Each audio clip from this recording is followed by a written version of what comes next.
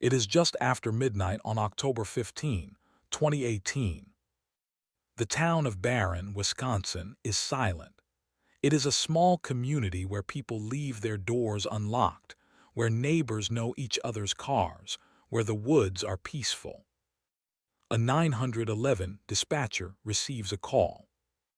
But when she picks up, nobody speaks. There is no "help me," there is no fire. There is only chaos. Faint yelling in the background, a noise that sounds like a struggle, and then silence. The dispatcher traces the call to the home of the Closs family.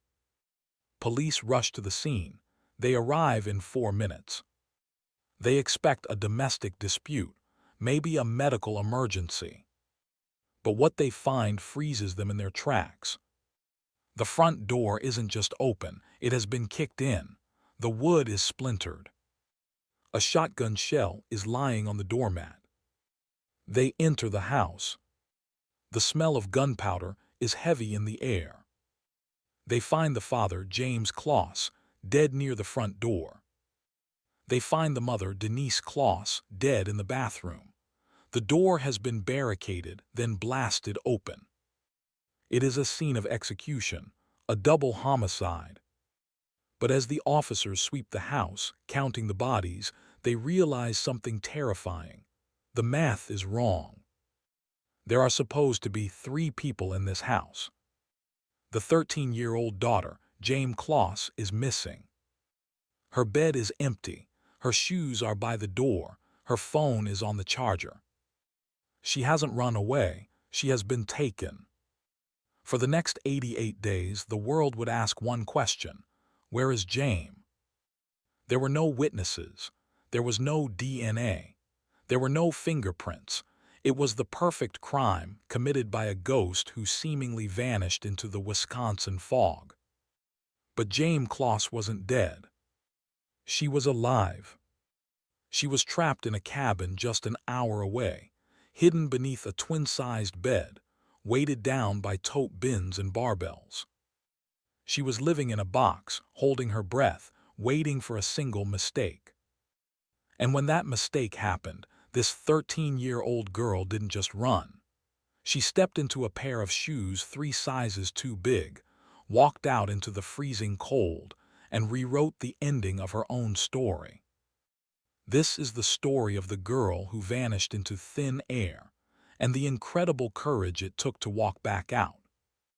If you are amazed by the resilience of the human spirit when it is pushed to the absolute limit, please hit that subscribe ** button right now.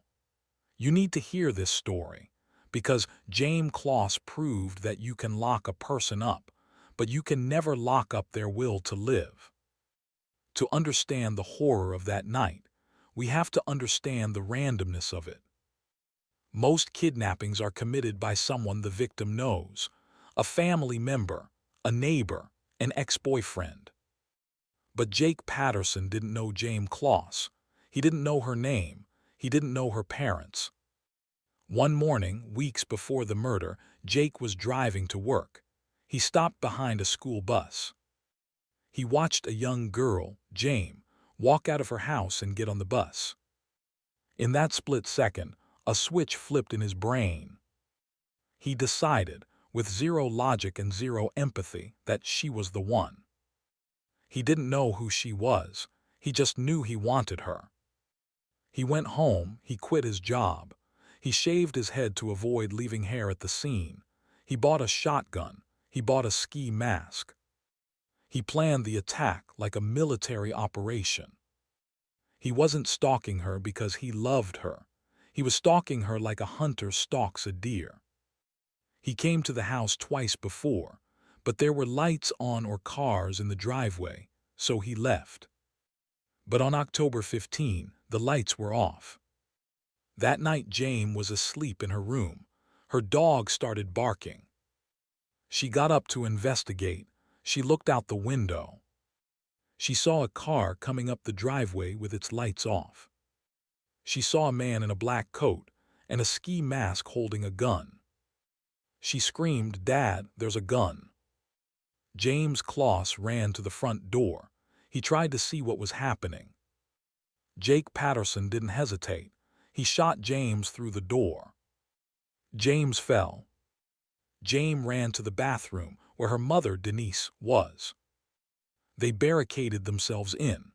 They climbed into the bathtub, holding each other, terrified. Denise grabbed her phone. She dialed 911. But before she could speak, Jake Patterson kicked down the front door. He walked over James's body. He walked straight to the bathroom. He knew they were in there. He shot the lock off the door. He entered the bathroom. He saw the mother and daughter hugging in the tub. He looked at Denise. He put the shotgun to her head. And he pulled the trigger. He killed her right in front of Jayme. Why? Because he didn't want a witness. He didn't want a burden. He only wanted the girl. He grabbed Jayme. He dragged her out of the blood-soaked bathroom. He dragged her past her father's body. He used duct tape to bind her hands and ankles. He taped her mouth shut. He threw her into the trunk of his car. And he drove away. The police arrived 4 minutes later. But 4 minutes was too late. The ghost was gone. For the next 3 months, the search for Jayme Closs was the biggest news story in America. 2,000 volunteers searched the woods. The FBI offered a massive reward. But they had asterisked nothing. Jake Patterson had left no forensic evidence. He had shaved his head. He wore gloves. He collected his shotgun shells. He even wiped down the shower curtain rod he touched. He was a cipher. The police looked into everyone. Was it a relative? Was it a friend?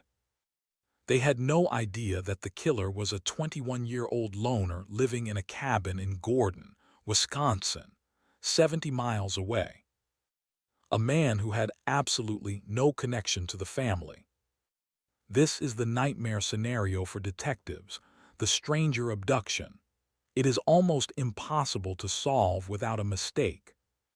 While the world searched, Jayme was living in a box. Jake Patterson took her to his remote cabin in the woods. He didn't put her in a dungeon. He put her in his bedroom. But the conditions were medieval. He forced her to crawl under his twin-sized bed. He stacked heavy plastic tote bins filled with clothes and equipment around the bed, creating a wall. He piled weights, barbells and dumbbells, on top of the bins so she couldn't push them out. He told her, if you move, if you make a sound, bad things will happen. Jayme spent hours, sometimes days, under that bed. She had no light, she had no food, she couldn't use the bathroom. When Jake had friends over, or when he went to visit his family for Christmas, he would leave her under there. He would turn up the radio loud, so nobody could hear her if she screamed. He told her that nobody was looking for her. He told her she belonged to him now. But Jayme didn't break. She lay in the darkness, cramping, hungry, terrified. She remembered her parents. She remembered the sound of the gun. But she also remembered who she was. She realized that Jake Patterson was confident. He was arrogant. He started leaving her alone for longer periods. He thought he had terrified her into submission. He thought the fear was a strong enough cage. January 10, 2019. Jake Patterson told Jayme he was going out for a few hours. He did his usual routine. Get under the bed. He stacked the totes. He stacked the weights. He turned on the music. He walked out the door. He got in his car and drove away. Jayme lay there. She listened to the car fade away. She knew this was her chance. She didn't know when he would be back. It could be an hour. It could be 5 minutes. She pushed. The weights were heavy. She was weak from months of malnutrition. But she pushed with the strength of a survivor. She moved the bins. She crawled out from under the bed. She stood up in the cabin. She looked around. She was wearing a pair of pajamas. She had no coat. It was January in Wisconsin. The temperature was freezing. She looked for her shoes. They weren't there. She saw a pair of men's sneakers, Jake's sneakers. They were huge on her feet. She didn't care, she put them on. She put on the wrong foot first, then switched them. She walked to the front door. She opened it. The cold air hit her face. She stepped out into the snow. Jayme didn't know where she was. She saw a road. She started walking. Imagine the fear. Every car that passed could be him coming back. Every sound in the woods could be him chasing her. Down the road, a woman named Jeanne was walking her dog. Jeanne was a social worker. She was tough. She saw a skinny, disheveled girl walking towards her in oversized shoes. The girl looked at her. She didn't scream, she didn't cry. She simply said, "I'm Jayme Closs." Jeanne knew exactly who she was. Every person in Wisconsin knew that name. Jeanne grabbed her. "We have to get to safety." Jeanne knew they couldn't go to her own cabin. It was too isolated. If the killer came back, they would be trapped. She dragged Jayme to a neighbor's house, a teacher named Peter Kasinska's. They pounded on the door. "Call 911. I found Jayme Closs." They got inside. They locked the door. They closed the blinds. Jayme sat on the couch holding Jeanne's dog. She was calm. She declined food and water at first. She just wanted to be safe. She told them, "His name is Jake." She told them the color of his car, a red Ford Taurus. The police raced to the scene. As the first officer was driving towards the cabin, he saw a car approaching in the other lane. A red Ford Taurus. It was Jake Patterson. He was coming home. He had been gone less than an hour. If Jayme had waited, if she had hesitated, he would have caught her. The officer pulled a U-turn. He pulled the car over. Jake Patterson got out of the car. He threw his hands up. He didn't fight, he didn't run. He looked at the officer and said 5 words that ended the mystery. "I did it." Inside his car, they found the shotgun. They found the ski mask. He had come back to find his prisoner gone, and he knew it was over. Jake Patterson thought he had committed the perfect crime. He left no DNA. He had no motive. He thought that by choosing a stranger, he broke the link that police usually use to solve crimes. And he was right. The police couldn't solve it. The only person who could solve it was the 13-year-old girl he underestimated. In the interrogation, Patterson was shockingly open. He talked about how he owned her. He talked about how he thought she was too scared to leave. He admitted that he had never even spoken to her before the night he killed her parents. It was a crime of pure, random obsession. Jake Patterson pleaded guilty. He was sentenced to ** life in prison, without parole ***. At the sentencing hearing, Jayme Closs did not appear in person. She wasn't ready to be in the same room as the monster. But she wrote a statement, and it was read aloud.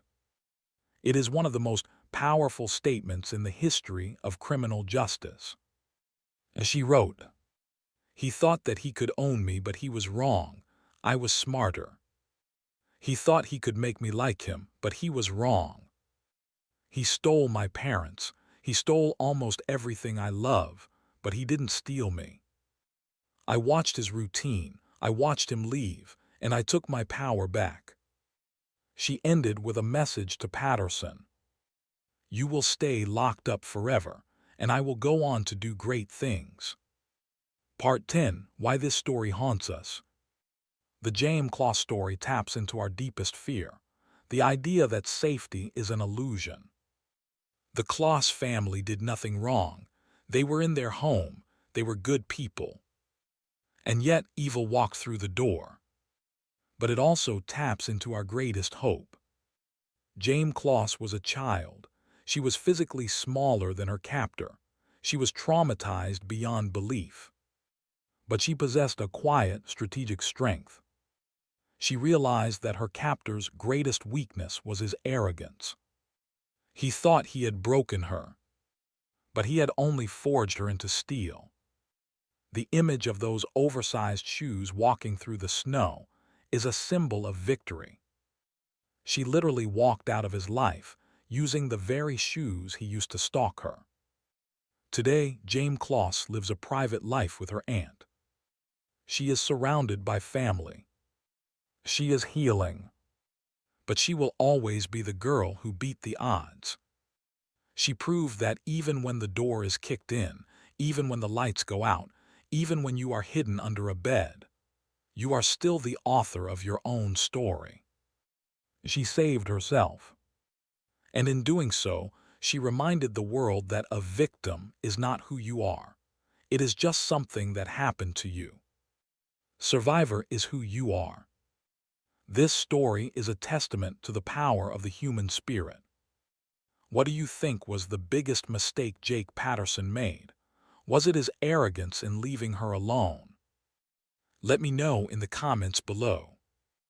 If you are inspired by Jayme's bravery, please hit that **** button. Let's celebrate her victory. And subscribe so you don't miss next week's video. I'll be covering the story of a woman who survived a killer by leaving DNA evidence inside his car while she was blindfolded. Stay safe, lock your doors, and never underestimate the quiet ones.